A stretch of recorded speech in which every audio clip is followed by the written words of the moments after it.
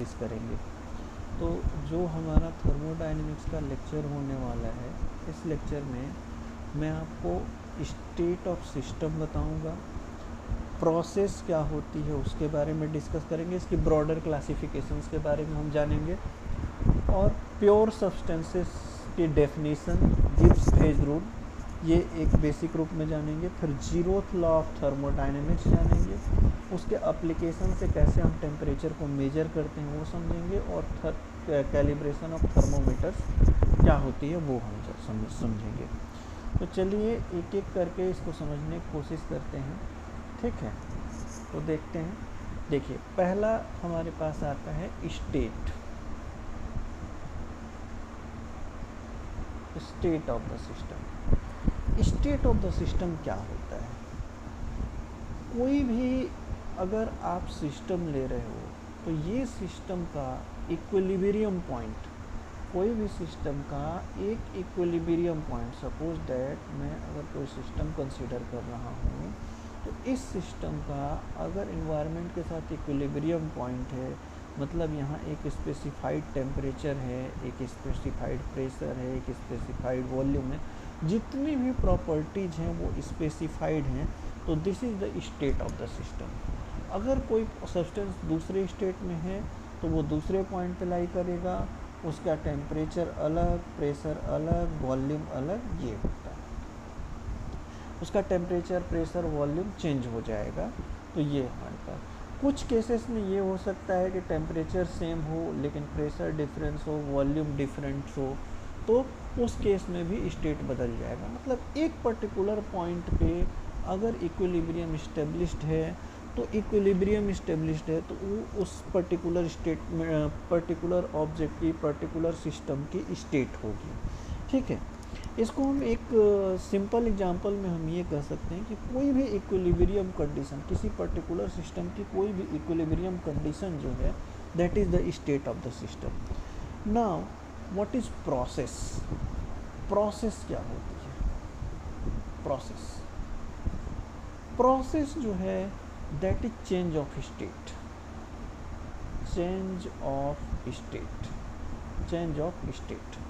अब ये change of state का मतलब क्या हुआ कि अगर कोई सिस्टम एक पर्टिकुलर इक्विलिब्रियम कंडीशन से दूसरे पर्टिकुलर इक्विलिब्रियम कंडीशन में जिसके थ्रू जाता है, that is process, that is process.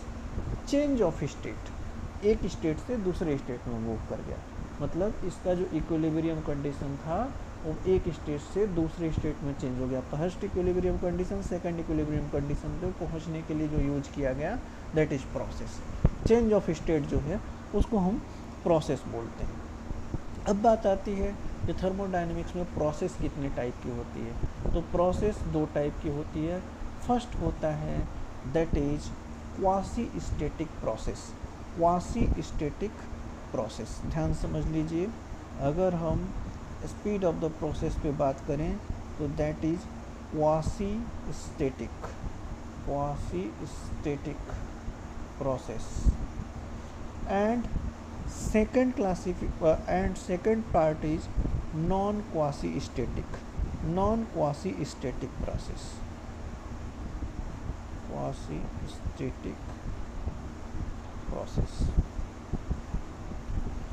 अब सिंपल सी बात है कि ये क्वासी स्टैटिक प्रोसेस क्या होती है और नॉन क्वासी स्टैटिक प्रोसेस क्या होती है, ध्यान से समझो।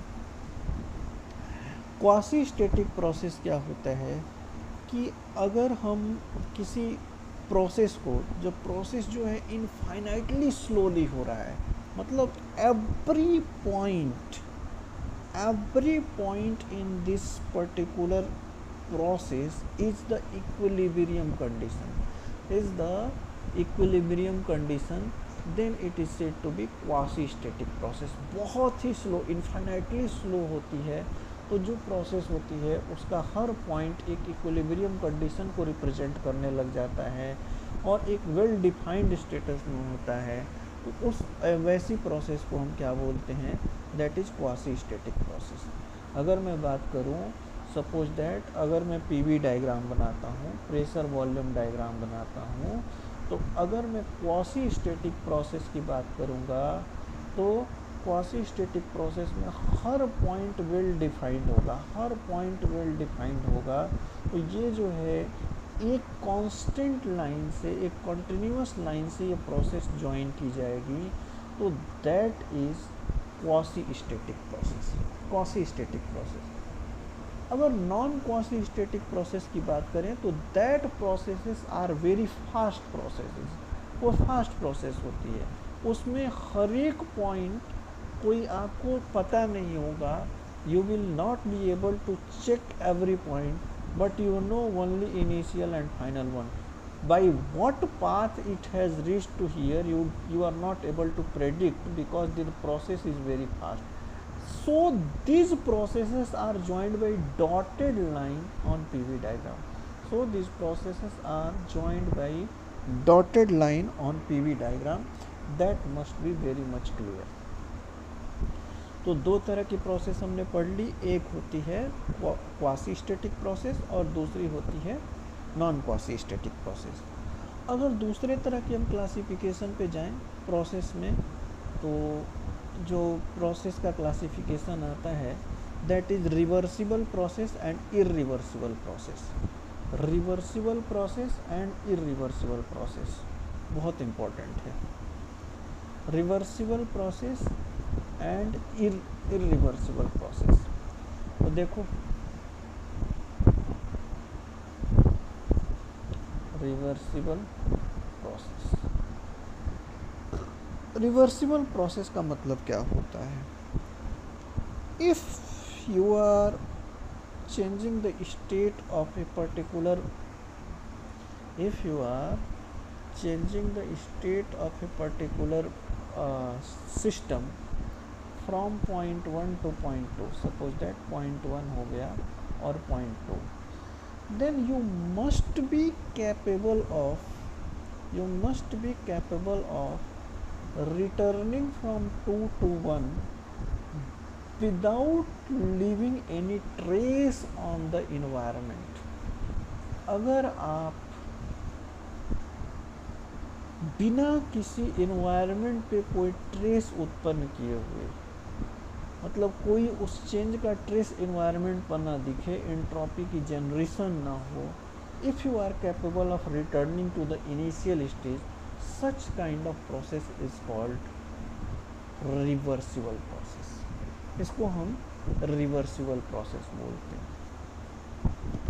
इस रिवर्सिबल प्रोसेस में भी दो पार्ट हो जाते हैं, एक होती है इंटरनली रिवर्सिबल प्रोसेस और एक होती है complete reversible process. Internally reversible process में जो उसकी अल्टीमेट सराउंडिंग होगी वो तो अफेक्टेड होती है, लेकिन पूरी सराउंडिंग पे कोई असर नहीं पड़ता है। लेकिन कंप्लीट में किसी भी तरह का अल्टीमेट सराउंडिंग हो या उसकी होल सराउंडिंग हो, उस पर कोई असर ना पड़ता हो, तो उसको कंप्लीटली रिवर्सिबल प्रोसेस बोलते हैं। सेकेंड आता है irreversible process.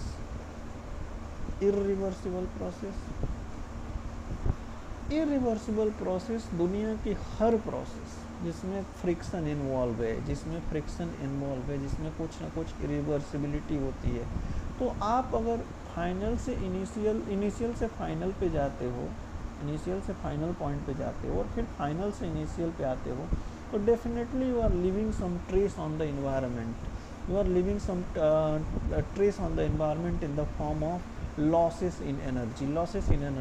So such kind of processes are irreversible process. तो दो तरह की प्रोसेस हो गई, एक रिवर्सिबल प्रोसेस, इरिवर्सिबल प्रोसेस। एक बात ध्यान समझ लीजिए, दुनिया की हर रिवर्सिबल प्रोसेस जो है वो क्वासी स्टैटिक प्रोसेस होगी, बहुत स्लो प्रोसेस होगी, ठीक है। लेकिन कोई ज़रूरी नहीं है कि हर क्वासी स्टैटिक प्रोसेस जो है वो रिवर्सिबल प्रोसेस है। तो कौन सी quasi static process reversible process होगी? Frictionless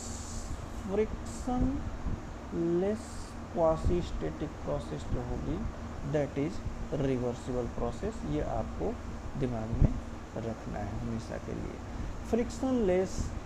frictionless quasi static process are reversible process, इसमें कोई डाउट आपको नहीं आना चाहिए। नेक्स्ट देखते हैं हम।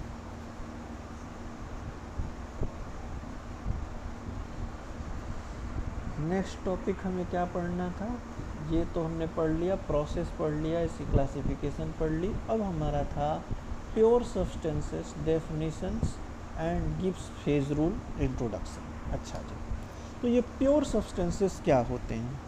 प्योर सब्सटेंसेस जो होते हैं, जो कि केमिकल कॉम्पोजिशन इनकी होमोजीनियस रहे, केमिकल कॉम्पोजिशन होमोजीनियस रहे थ्रू आउट। ऐसा नहीं है कि एक ही टाइप का मतलब एलिमेंट होना चाहिए, ऐसा कोई ज़रूरी नहीं है। कई बार मिक्सचर ऑफ गैसेस भी होते हैं जो कि आपका प्योर सब्सटेंसेस में किए जाते हैं। बस क्राइटेरिया एक ही है, क्राइटेरिया ये है कि अगर हम एक पर्टिकुलर रूम में बैठे हैं, सपोज दैट यहाँ की एयर है, यहाँ की कंपोजिशन ले, चाहे यहाँ की कहीं की भी कंपोजिशन अगर सेम आती है तो that will be termed as pure substance. अब यहाँ बहुत बड़ा कैच है, ध्यान से समझ लेना। प्योर सब्सटेंसेस में मिक्सचर ऑफ एयर तो आ जाएगा, लेकिन जैसे ही ह्यूमिडिटी का रोल इसमें आ गया, ह्यूमिडिटी का रोल आ जाएगा, तो वो प्योर सब्सटेंस में नहीं आएगा, क्योंकि वो कई बार क्या होता है कि लेयर वाइज इस पॉइंट पे ह्यूमिडिटी अलग, इस पॉइंट पे ह्यूमिडिटी अलग, तो that is not a pure substance. Composition जो है सेम होनी चाहिए। अच्छा, एक और एग्जांपल ले लेते हैं। जैसे कुछ रेफ्रिजरेंट होते हैं जो वेपर कंडीशन में और आपका लिक्विड कंडीशन में, दोनों ही कंडीशन में कॉम्पोजिशंस को सेम रखते हैं, तो जो एजोट्रॉपिक मिक्सचर्स होते हैं, एजोट्रॉपिक मिक्सचर्स होते हैं, they are also considered under pure substances. तो ये थोड़ा सा दिमाग में आपको रखना है। नेक्स्ट हमारे पास आता है Gibbs phase rule. Gibbs phase rule. अब ये गिब्स फेज रूल क्या होता है? पहले बात, यहाँ पे एक वर्ड यूज हुआ है फेज। ये फेज क्या होता है भाई? What is phase? बहुत इम्पोर्टेंट है, what is phase? Gibbs phase rule तो हम सुनते आ रहे हैं बहुत दिन से, लेकिन फेज क्या होता है? फेज होता है, ध्यान समझ लीजिए, कि एक quantity of mass that is homogeneous throughout in chemical composition and physical structure. Physical structure और केमिकल कंपोजिशन में अगर वो होमोजीनियस हो थ्रू आउट, तो उसको हम क्या बोलेंगे? उसको हम बोलेंगे फेज ऑफ ए मटेरियल। अब ये जो फेज ऑफ मटेरियल है, इसको गिब्स फेज रूल से निकाला जाता है। गिब्स फेज रूल में अगर मैं गिब्स फेज रूल का इक्वेशन लिखूं, तो that is equal to P plus F is equal to C plus two. P plus F is equal to C plus two. पहले इस एफ के बारे में समझना जरूरी है, एफ के बारे में समझना जरूरी है। This is degree of freedom. Degree of freedom, what is degree of freedom? Degree of freedom मतलब क्या होता है? Number of minimum number of independent parameters that are required to describe the phase of the system, that is degree of the freedom. Minimum number of independent parameters that are required for describing a state of the system, that is called degree of freedom. इसमें कोई आपको doubt नहीं होना चाहिए। Now P क्या होता है? P जो होता है number of phases present in the equilibrium. अगर फेजेस जैसे मान लो लिक्विड और गैस है तो फेजेस 2 हो जाएंगे, अगर केवल लिक्विड है तो 1 हो जाएगा, सॉलिड है तो 1 हो जाएगा, दैट इज। नाउ C क्या होता है? C होता है number of chemical components. Chemical components कितने हैं, दैट इज C होता है। जैसे मान लो अगर मैं एक एग्जांपल देखता हूँ डिग्री ऑफ फ्रीडम निकालने के लिए, जिसमें वाटर और वाटर वेपर सिस्टम जो है उसका हमें कैलकुलेट करना है। वाटर और water vapour system, water and water vapour system का डिग्री ऑफ फ्रीडम कितने नंबर ऑफ पैरामीटर्स लगेंगे? तो इस फॉर्मूले से क्या हो जाएगा? F is equal to C plus 2 minus P। यहाँ एफ तो हमें पता नहीं है। कंपोनेंट देखो, वाटर हो चाहे वाटर वेपर हो, केमिकल कंपोनेंट तो वन ही होगा, इसमें कोई दिक्कत वाली बात नहीं है। टू टू फेज कितने हो गए, तो वाटर एंड वाटर वेपर हमारे पास 2 हो गए। तो अगर मैं इसको सॉल्व करता हूँ तो डिग्री ऑफ फ्रीडम हमारे पास क्या आ गया, 1 आ गया। तो डिग्री ऑफ फ्रीडम 1 आने का मतलब क्या हुआ, डिग्री ऑफ फ्रीडम 1 आने का मतलब ये हुआ कि only one variable is enough for fixing the water and water vapour systems state. ये आपको ध्यान में रखना है। अगर एक वेरिएबल को फिक्स कर दिया गया तो ये आपका वाटर एंड वाटर वेपर का जो सिस्टम होगा उसको आप कम्प्लीटली डिस्क्राइब कर दोगे, उसका स्टेट बता दोगे आप। दैट इज़ वेरी इम्पोर्टेंट, यह आपको दिमाग में रखना है। नेक्स्ट अगर हम बात करें तो नेक्स्ट टॉपिक है हमारा इस लेक्चर का zeroth law of thermodynamics. Zeroth law of thermodynamics, देखो जीरोथ लॉ ऑफ थर्मोडायनेमिक्स को आर एच फॉलर ने 1931 में डिस्कवर किया था। आर एच फॉलर ने 1931 में डिस्कवर किया था। वैसे ये बहुत ही फंडामेंटल सिस्टम है, लेकिन फंडामेंटल लॉ है, लेकिन इसका एप्लीकेशन बहुत बड़ा है। अब इस लॉ को पहले समझते हैं, फिर हम आगे समझेंगे कि इसका एप्लीकेशन क्या बड़ा एप्लीकेशन है।